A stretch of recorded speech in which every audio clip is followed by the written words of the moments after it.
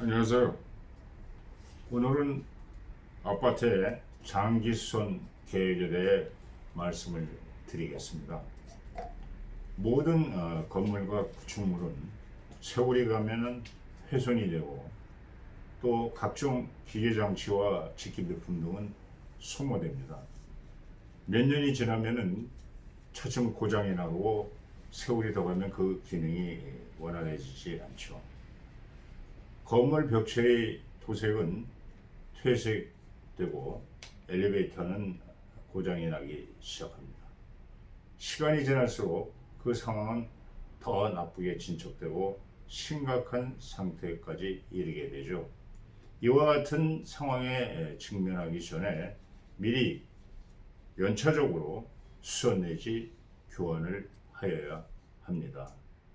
당해연도에 수선을 하여 현상을 유지하기 위해 보수하는 것을 수선 유지비 개정 과목으로 처리하지만은 미래에 대비하여 장기적인 차원에서 수선을 하는 것은 상당히 큰 금액이 소요되기 때문에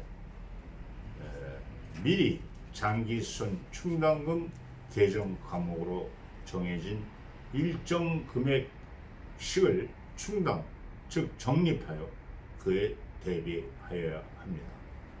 그러나 입주자들은 자기가 생활하는 실내 공간에 대해서는 민감하게 대처하지만 공용 부분에 대해서는 별로 예민하지 못합니다. 아파트는 사용검사일, 즉 입주 후 1년부터 속하는 날부터 미리 설정된 장기 수선 계획에 따라 설정된 예산 금액에 맞게 일정 금액을 면적에 따라 정하고 매월 각 세대에 부과합니다. 그 적립되는 자금은 장기성 예금인 장기수선 충당금 예치금에 예치하여야 하고, 그로 인한 이자 수익은 관리외 수익의 이자 수익으로 처리하였다가 똑같은 금액을 관리외 비용의 장기수선 충당금 이자 전입액과 장기수선 충당금 개정 과목으로 처리합니다. 또한 결산 시점에 관리외 수익과 관리외 비용을 차감한 단기 순이익을 입주자 대표회에서 예비비 적립금과 장기 수선 충당금 개정 과목 등으로 처분합니다. 이때 단기 순이익을 분석해야 하는데, 우리가 시설물의 임대료, 즉 어린이집 임대료라든가 이런 거에 대해서는 장기 수선 충당금으로, 또 기타 순이익, 소유자와 임차인이 함께 기여한 부분은 예비비 적립금 또는 특수목적 적립금으로 처분하여 적립합니다. 우선 장기수선 계획의 수립은 어떻게 할까요? 장기수선 계획을 수립해야 하는 주체는 세 가지가 있는데, 300세대 이상의 아파트, 승강기가 설치된 아파트, 중앙 집중식 난방 방식 또는 지역 난방 방식의 아파트. 또 추가로 하나가 더 있죠.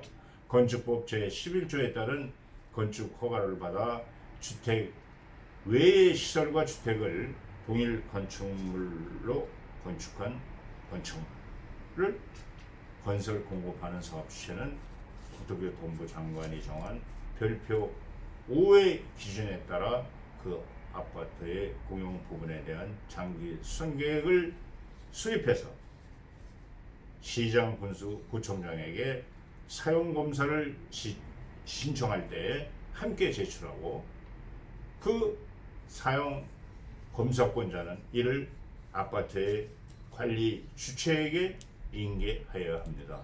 이 경우 사용 검사권자는 사용 주체에게 장기수선 계획의 보완을 요구할 수 있습니다. 아파트의 주요 시설의 범위, 교체, 보수 시기 및 방법 등에 관한 사항은 별표 5에 의해 수립하되 당해 아파트의 건설에 소요된 비용을 감안하여야 합니다.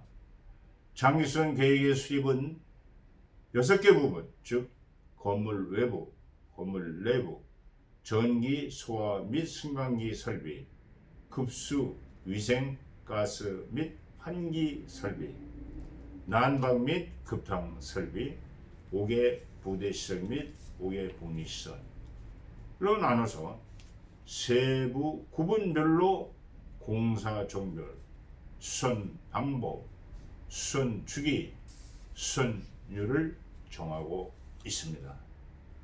입주자 대표회와 관리 주체는 장기수선 계획을 3년마다 검토하여 주요 시설을 신설하는 등 관리 여건상 필요하여 전체 입주자의 과반수의 서면 동의를 얻은 경우에는 3년이 경과하기 전에 조정하여 그 장기수선 계획에 따라 주요 시설을 교체하거나 보수하여야 합니다.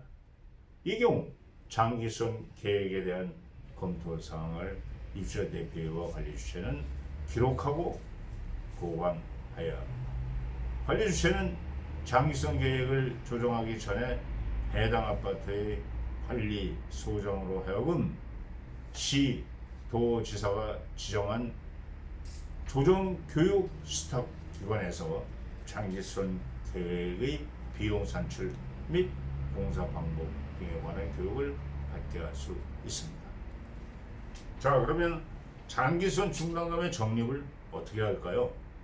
장기수선 충당금은 당해연도의 사용 검사일 또는 임시 사용 승인일로부터 1년이 경과한 날이 속하는 날부터 주택의 소유자로부터 징수 적립합니다.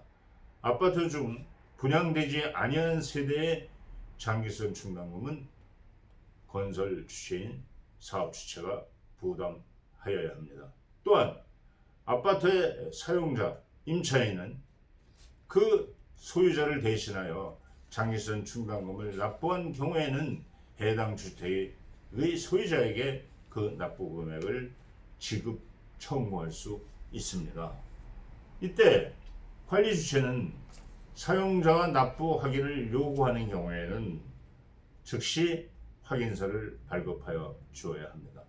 아파트의 입주자로부터 관리비와 함께 징수하는 장기수선 충당금의 요율은 당해 아파트의 공용 부분의 내구 연한 등을 감안하여 관리 규약으로 정하고 적립 금액은 장기수선 계획에서 정합니다. 자, 장기수선 충당금의 사용은 어떻게 할까요? 장기수선 충당금의 사용은 장기수선 계획에 따르나 다만 입주자 과반수의 서면 동의가 있는 경우에는 하자심사, 분쟁조정위원회의 조정 등의 비용, 하자진단 및 감정에 드는 비용, 상기 비용을 청구하는 데 드는 비용으로 사용할 수 있습니다. 장기수선 충당금의 관리 주체가 수선 공사의 명칭과 공사 내용, 그리고 공사 발주 방법 및 절차 등 6가지 사항이 포함된 장기수선 충당금 사용 계획서를 장기수선 계획에 따라 작성하고 입주자 대표회의의 의결을 거쳐 사용합니다. 만약 입주자 대표회의나 관리 주체가 장기수선 계획의 수립, 적립, 또 사용을 제대로 하지 않았을 때에는 어떤 벌칙이 있을까요? 법 제102조 제2항에 보면은 1천만 원 이하의 과태료를 부과받는 경우가 2가지가 있는데, 그 첫째 사홀은 장기수선 계획을 3년마다 검토 조정하여 수립하지 않거나 조정된 장기수선 계획에 따라서 주요 시설을 교체하거나 보수하지 아니한 자, 또 9호로 장기수선 충당금을 법에 따른 용도 외의 목적으로 사용한 자, 이 2가지 경우에는 1,000만 원 이하의 과태료를 부과했습니다. 또 법 제102조 제3항에 의하면 500만 원 이하의 과태료를 부과받는 경우가 역시 2가지가 있는데, 그 10호에 장기수선 계획을 수립 검토하지 아니한 자, 검토 사항을 기록 보관하지 아니한 자, 11호에 장기선 충당금을 적립하지 아니한 자, 이 두 가지 경우에는 500만 원 이하의 과태료를 부과받습니다. 이상으로 장기선 계획의 수립과 장기선 충당금의 적립과 사용에 대해 말씀드렸습니다. 100년이 넘는 건재한 아파트가 지속되기를 바랍니다. 아파트병원 원장 민만기였습니다. 다음 제14편은 공동체 활성화에 대해 말씀드리겠습니다. 010-8636-4490으로 문의 전화 받습니다. 감사합니다.